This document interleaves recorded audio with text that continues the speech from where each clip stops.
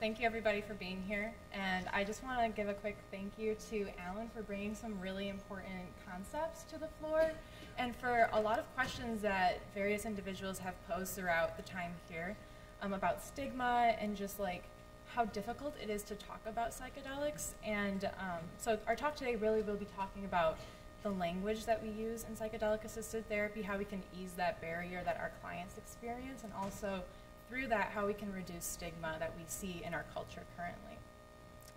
So this has been a talk that was put together by the SAPS, that's like our acronyms, psychedelic-assisted therapy is in my brain, but Student Association for Psychedelic Studies. So these are all the E-Board members listed up here. My name is Lauren Harrison, and I'm a master's student in the School of Social Work here on campus. And so what we do, SAPS, our objective is to create a space to talk about psychedelics, the body of research, the therapeutic uses, the related political, ethical, and privilege, oppression, diversity, and social justice issues that we see in this field. It's very important that we don't just kind of like shove those under a rug, and that we really hash those out and make sure that our clients are getting the ethical treatment that they deserve.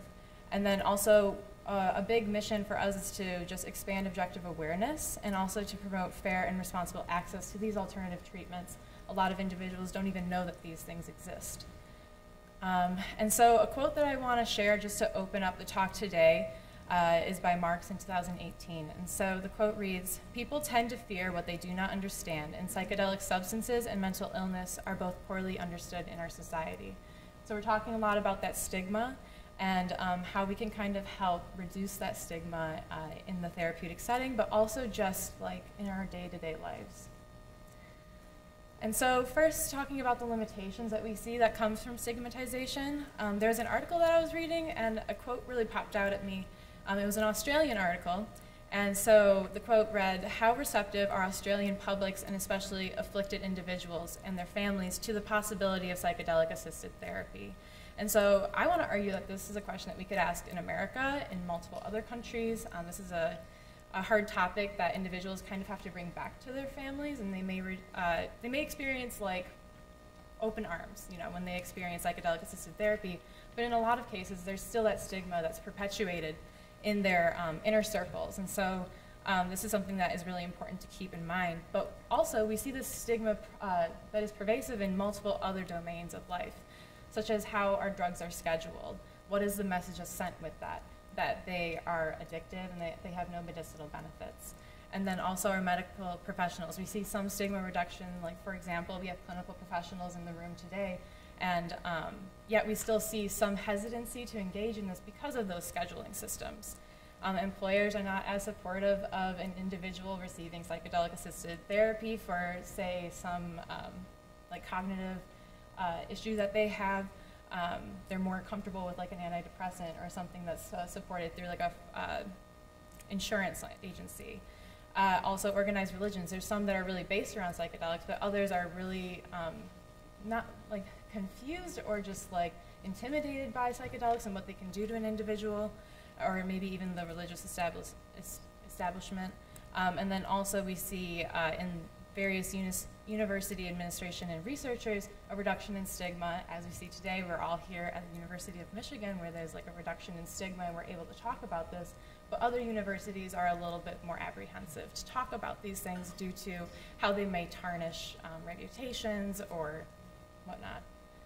And then we also see the impact of stigma. So Carhart-Harris has this beautiful cultural feedback loop that I'll show on the next slide. But what we're talking about here is how the culture really impacts an individual's experience when they're engaged in a psychedelic-assisted therapy.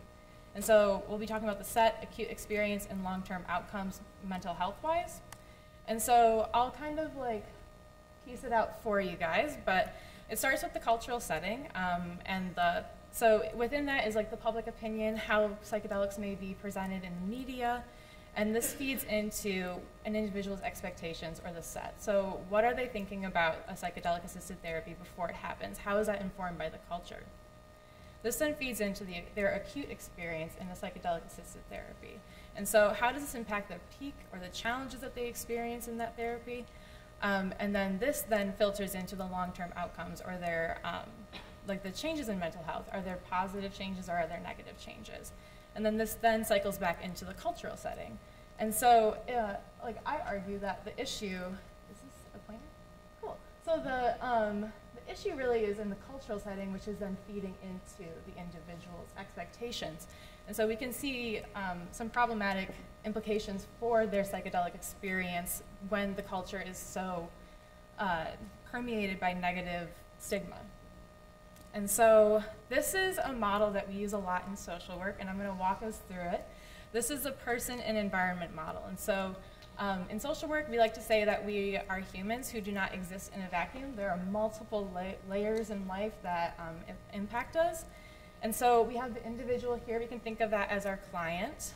And then in the micro setting, we have various individuals like our family, our friends, work acquaintances, and there are various relationships that bind us to them. So how supportive are they? How unsupportive are they? And then we have the, whoop, where'd it go? Oh, I'm going backwards. Okay. And then we have the exosystem, which is more of like the physical settings that we operate in and where we visit. So we have education settings, religious settings, medical and mental health settings, and employment. And then the macro setting is like more like large-scale drug policy scheduling, big pharma medical model, the media representation, and the historical significance of, say, psychedelics. And so, so when we're talking about psychedelics, we're going to look at kind of what's going on in this model. And so currently, we see that the setting in which an individual can have a psychedelic experience may be heavily impacted. There may not be as much support as we would like an individual to have. Maybe family or friends or work acquaintances are just confused about what psychedelics are. There's stigma in those areas. And so we see that currently. But why do we see this stigma? And so there are also stigma found in various domains, like in the exosystem. And the mesosystem, I think I forgot to mention that, but the mesosystem is really like the norms between the individual and those physical settings, like what's happening in there, what's the process like. And so we see that there is like a reduction in some stigma, as I mentioned previously, in like education settings and medical and mental health settings, but still some stigma found in others. And so why do we find this stigma throughout? And we argue that it is from the macro system. So they are actually, the macro system is really permeating each layer of the person and environment model leading up to the individual, which is limiting client autonomy and choosing what they want for a therapeutic intervention, and also just limiting their knowledge in general. And so this is like the best picture possible for the future of psychedelics. And what we are arguing today is that as clinicians and just individuals that walk through life, we can help engage with individuals to increase empowerment, advocacy, and provide such psychoeducation for what is stigmatized and how to best protect yourself as you're going through life as an individual who has experienced psychedelic-assisted therapy. And so by doing this, we are encouraging the individual to mend those relationships with individuals that are in their micro system. So advocating for themselves, feeling empowered to talk about their psychedelic experience, and then seeing this kind of revitalization that is emanating outwards from them. And then we will hopefully see that kind of continue into the mesosystem, changing stigma outside. Because when an individual empowers another individual or gives them the psychoeducation, you see that just kind of continue to emerge from them. It's like this emergent strategy, this domino effect. And then this is argued as well to increase client autonomy and being able to talk about their experience and choose what they want in their medical treatment. And then hopefully seeing stigma reduced throughout systems and into the macro, creating that domino effect. And I'm not necessarily saying here that individuals, like one individual can change this whole oppressive macro system. But what I am saying is that through this movement, we can create or we can fine-till the soil and create more cultural approval for psychedelic-assisted therapies, research that focuses on the psychedelic benefits, and so on and so forth. And so coming back to this cultural feedback loop, kind of like what we have envisioned is that a clinician can actually serve as a buffer to that stigma. So the culture is no longer informing the client about what is going to happen. The clinician is really giving the client the language, the understanding of what's going to happen to them in a psychedelic-assisted therapy. And then this will feed back into the culture and start to create that cultural change. All right, and then before I introduce all this, so this was a study that looked at an online forum of individuals who use ayahuasca, and there were all these like really kind of stringent language rules where they're like, please don't use this word. Like, we would rather you use this word, because they were trying to revitalize this community and like really have like respect in it and reduce stigma. And so there are some words that I'm going to show here that they have said like, oh, these are stigmatized, maybe let's like shift. And so it's really just an example, and there are words that I'm going to put up here that they have suggested moving away from that are within my working like vocabulary. But this is just to show that we do see the shift in language to try and reduce the perpetuation of stigma. So for example, trip, shifting that to dream, experience, or journey. Psychedelic, which I use that word, to an entheogen or a medicine. From hallucination to vision. Shrooms, caps, magic mushrooms, and truffles to psilocybin. And then bad trip to a challenging experience. And then a study by Watts and others, I believe Carhart Harris is also in this one, they had this really rich qualitative data that showed what individuals shared about their psychedelic-assisted therapies.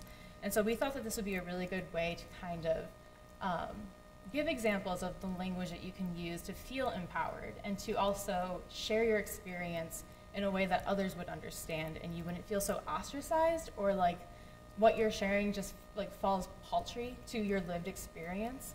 Just really trying to empower the client and what they have experienced. And also, just a side note, there are handouts on our SAPS table outside that goes like way more in depth about these, provides more examples, but just for the purpose of being brief in this PowerPoint, I've only shared a few, but those are out there, and we also can send you a digital copy if you would like. So we've kind of identified 3 different categories within that study, providing a reference point, which breaks down into 2 more subcategories, use of analogies, and then the use of relatable and concise examples. So for example, with providing a reference point, there's a before and after subcategory. So the first quote, "A veil dropped from my eyes. Things were suddenly clear, glowing, and bright. I looked at plants and felt their beauty. I can still look at my orchids and experience that. That is the one thing that has really lasted." So really like painting a picture about like what it was like in life before the psychedelic assisted therapy and then after. And then for the case of other treatments versus psychedelic assisted therapy. So with PAT, that's another acronym for psychedelic assisted therapy, I didn't experience any of the debilitating side effects of antidepressants, such as excessive sedation, weight gain, sexual side effects, suicidal ideation, and severe withdrawal symptoms. Then moving on to the use of analogies, it was like the light switch being turned on in a dark house. So this is kind of easier than saying like, I don't know, like trying to explain a visual that an individual saw. It really just is more relatable to an individual who hasn't experienced a psychedelic assisted therapy. And also the use of relatable, concise examples. I had lost my ability to grieve and cry. During the dosing session, I cried, and that was a cathartic experience for me, a very welcoming, sweet experience. Everybody cries, so that's a relatable example. And then this is the handout that I have up front. So if you are interested in grabbing that, please feel free to come up and grab it. And I would like to just thank the Center of Consciousness Studies for partnering with SAPS. It's been really beautiful to have more of an interdisciplinary approach. That's what we see in the real world, so it only makes sense to do such a thing. And you can also contact us at these various handles, and we would be happy to answer any questions for you. Thank you.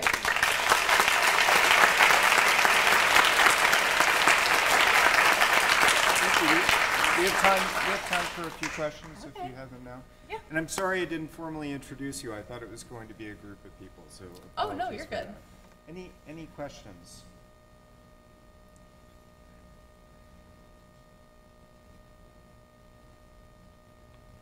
Or you can forward them along afterwards. But thank you so much.